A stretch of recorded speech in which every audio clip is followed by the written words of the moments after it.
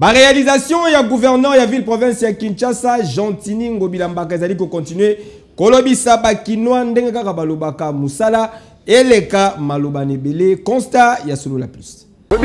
Depuis Congo ezala Congo no tozala zandu abongo te batongo niveau wana. Ah oui, misala ya gouverneur ya ville province ya Kinshasa misala ya excellence Gentini Ngobilambaka ezali kotika bakinoa indifférent te neti awa na voler infrastructure Ngobila frappe na frappe gouverneur ya ville province ya Kinshasa a exprimé détermination na ye pour na matérialiser vision ya mokonzi ya mboka son excellence Félix Antoine Tshisekedi Tshilombo Fachi Beton Mukwantombolo d'Afrique yoka communication bakino basali Gentini Ngobilambaka belé asali belé pas en continuer ça va pas passer temps à continuer pas ça la vision chef de l'état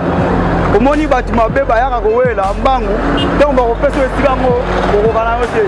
donc to mo Gentini Ngobilambaka bazongisi en tout cas esengo eza pour la biso koto to ebité donc na fier ya ko témoigner pour la Gentini Ngobilambaka na fier ya Gentini Ngobilambaka parce que ça zo kanga groupe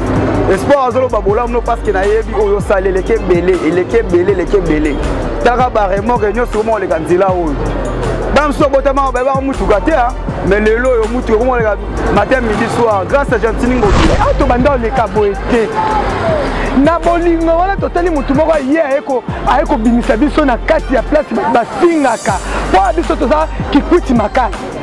na makala batu bazaka na sens te mutu akavanda akota makala banda presse kota tozwa valeur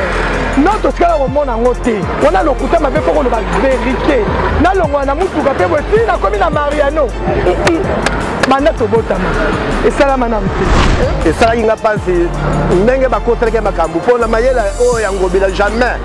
akoki kozwa machine devant bato po atala trekage ezalaki te ezalaki kaka bajalo mais lokola bazongisi ye nzambe mo ayebi ntina azongisi en tout cas nasepeli ya to lelo oyo nalamuki na ntongo bon matin bayebisanga keno baréhabilité papa na biso Gentini Ngobilambaka en tout cas nayokaki esengo mpo natalaki mosala kitoko oyo abandaki bakata yango kaka dikubu boye esalaki mpasi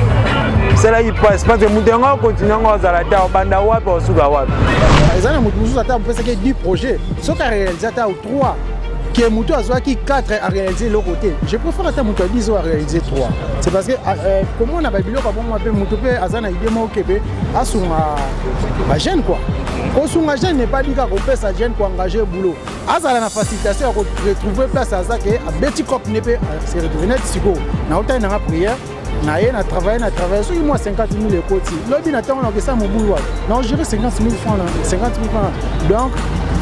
idée ezakaka ke son excellence monsieur le président oyebi bato basali bien yo moko ozomona bilemo ça sert à rien to bana kopesa ba détail yo moko ozoyeba c'est parce que yo oyokaka piste koleka biso puis omonaka piste koleka biso tala ba biloko abo na moni nzelo akikutu ezili tokoyeza chef de l'état Fachi Beton batika Ngobilambaka sala msala batika ye avanda bato bazobundisa ye mpona kiti ya politique ya gouvernement bazela eza so mikolo ebele te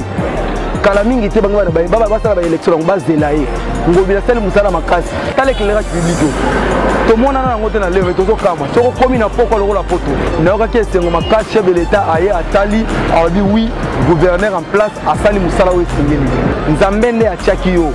kobanga bato bazoya te o nyonso ezoleza mopepe bazela toza su mikolo ebele te dans un mois awa soki bango bakokoka ville ya Kinshasa nde oyo sali nayebi te nakomona oyo ya sali na ville ya Kinshasa gouverneur moko te atikala kosala ngo nakopesa exemple neti na zando nga mpo na banda oteka na zando babenganaka biso tobimaka place ezalaka te biso tokanisaka ke o no Gentini ateki ndenge bayebisaka biso balobaka Gentini ateki zando tolobaka mais après toomona ke ce n'est pas le cas Gentini atongi nde zando ala lelo éclairage public nakoya air nyonso nakotaka mbalamo na lupango batika yo sala papa o concrétiser vision ya chef de l'état tala mungulu diaka mekaki mboko nini kikwiti asukisa na nzela oyo Mzee Kabila asukisa na nzela asukaka na terrasse mais quand même photos à la batu limbisa ngai photos à la batu tala il n'y a pas match il n'y a pas débat qui a son actif na tête ya ville province ya Kinshasa Gentini Ngobilambaka a relevé ba défi ebele boinde zalaka. Hey, yo! Oui!